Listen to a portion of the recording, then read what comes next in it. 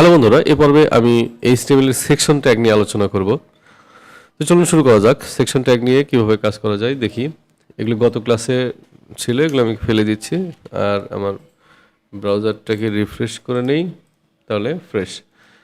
আচ্ছা, সেকশন ট্যাগের কাজ কি? সেকশন ট্যাগটা বোঝার আগে আমি একটু ডিপ ট্যাগ নিয়ে আলোচনা করি। আমি যদি একটা ওয়েব লেআউট বানাইতে চাই, হ্যাঁ, ওয়েব লেআউটটা কি জিনিস? যদি আমি এখানে যাই, একটু গুগলে সার্চ করি যে ওয়েব লেআউট লিখে সার্চ করলে আমি ইমেজেসে গেলে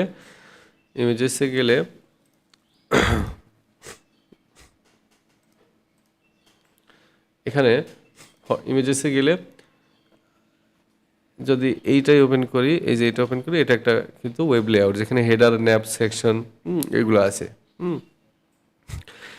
এগুলো এখানে কিন্তু এগুলোকে আলাদা আলাদা পার্ট বাই পার্ট সেকশন, ঠিক আছে? তো এখন আমি এটা করতে পারি কি, ওইটাই আমি এভাবে বানাইতে পারি যে প্রথমে ডিপ দিয়ে ডিপের একটা ক্লাস থাকলো, যে প্রথমে আমার হেডার থাকবে, তারপরে কি থাকবে ডিপ ক্লাস ন্যাভ, তারপরে কি থাকবে ডিপ ক্লাস লেফট সাইড বার, তারপরে কি থাকবে ডিপ ক্লাস কন্টেন্ট, তারপরে থাকবে ডিপ ক্লাস রাইট সাইড বার, তারপরে কি থাকবে ডিপ ক্লাস ফুটার। এখন এই জিনিসগুলাই, এই সেম বিষয়গুলাই এখন করা হচ্ছে সেকশন ট্যাগ দিয়ে। তাহলে আমার সেকশন ক্লাস হেডার, এর মধ্যে থাকে হেডার ট্যাগ। আচ্ছা, তারপরে আবার হচ্ছে ডিপ ক্লাস সেকশন, না এটা হচ্ছে সেকশন হবে, সেকশন ক্লাস, এটা হচ্ছে মেনু, তার মধ্যে থাকে ন্যাভ। আবার হচ্ছে সেকশন, এবার কিন্তু ন্যাভটা হলো, এরপরে কিন্তু আমার হচ্ছে কি থাকতে পারে, স্লাইডার থাকতে পারে। তাহলে সেকশন ক্লাস স্লাইডার। তারপরে হচ্ছে কি থাকে, তারপরে মেইন কন্টেন্ট থাকে। তাহলে মেইন কন্টেন্টটা থাকে মেইন ক্লাসের মধ্যে। এখন এর ভিতরে থাকবে সেকশন ক্লাস লেফট সাইড বার, তারপরে আবার থাকে হচ্ছে সেকশন ক্লাস মেইন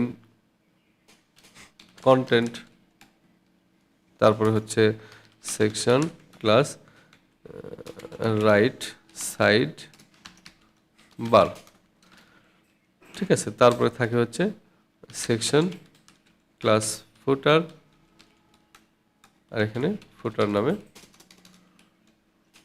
ট্যাগ থাকে। তো ঠিক এই কাজটাই এই সেকশন দিয়ে করা হয়। এটাই হচ্ছে সেকশনের কাজ। তাহলে এখন ডিপ দিয়ে না করে সেকশন দিয়ে করবো কেন? কারণ হচ্ছে ডিপটার চাইতে, ডিপও এসইও সাপোর্টেড, বাট এই ডিপের চাইতে সেকশনটা বেশি এসইও সাপোর্টেড হয়, এবং সেটাকে ভিন্ন ভিন্ন সার্চ ইঞ্জিন বেশি ভালোভাবে চিনে তাদেরকে, ঠিক আছে? ব্রাউজার অ্যান্ড সার্চ ইঞ্জিন এই সেকশন ট্যাগগুলোকে ডিপের চাইতে ভালো চিনে। তো এখানে সেকশন ট্যাগ ব্যবহার করলে এই জন্য ডিপের চাইতে ভালো এসইও হয়। আচ্ছা, এটাকে যদি একটু সিম্পল ডিজাইন করে, ডিজাইন এরপর থেকে আপনাকে প্র্যাকটিস করতে হবে না, যদিও সিএসএস নিয়ে আমি আলোচনা করব সামনে। আমি একটু জাস্ট দেখাচ্ছি, বেশি না, একটু দেখাচ্ছি। এটাকে এরপরে এতটুকু লিখে প্র্যাকটিস করলেন, এরপরে আর আমি এখন থেকে যা করতেছি এটা প্র্যাকটিস না করলে হবে আপাতত। আর যদি ইচ্ছা করে করবেন, সমস্যা নেই। তাহলে এখন আমি এটাকে যদি একটু ডিজাইন করি, এটাকে আমার দেখতে কেমন দেখাচ্ছে, এমন দেখাচ্ছে।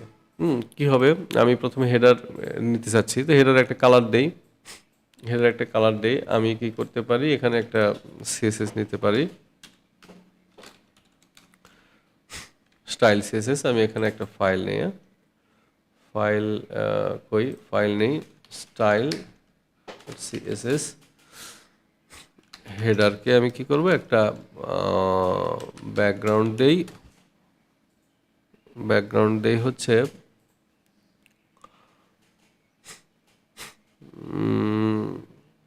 ব্যাকগ্রাউন্ড দেই গ্রে, হোয়াইট দেই 1000 px, হাইট দেই 150 px। তাহলে এটা দেখতে কেমন হবে? এমন হবে। এটাকে মাঝখানে নিতে চাইলে আমি কি করতে পারি, মার্জিন 0 অটো, এটা মাঝখানে যাবে। ঠিক আছে, সেরকম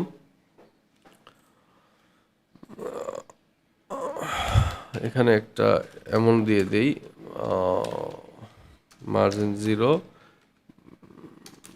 প্যাডিং 0, আর হচ্ছে বক্স সাইজিং বর্ডার বক্স। আচ্ছা, উপরের যে দাগটা সেটা চলে গেল।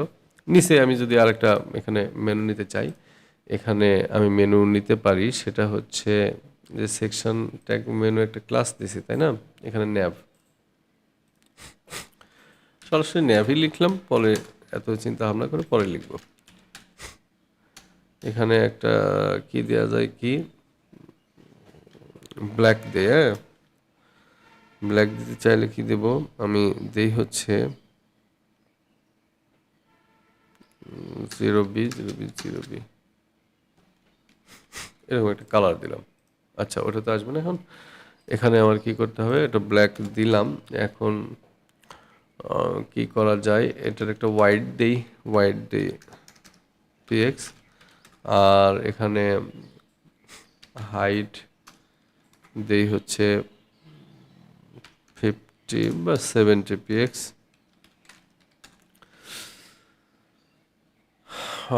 আর হলো এই তো মার্জিন 0 অটো, যাতে মাঝখানে থাকে 0 অটো।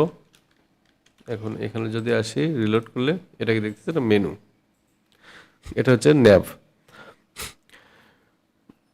তো এরপরে আমি সেকশন বানাবো, left side bar main content, right side bar footer. ঠিক আছে, এইভাবে আর কি লেআউট হয়। তো ঠিক আছে বন্ধুরা, আশা করি সব আমার ভিডিওটা আপনাদের ভালো লেগেছে। ভিডিওটা ভালো লেগে থাকলে অবশ্যই লাইক, কমেন্ট, শেয়ার করে পাশে থাকবেন, সাবস্ক্রাইব করবেন। ধন্যবাদ সবাইকে।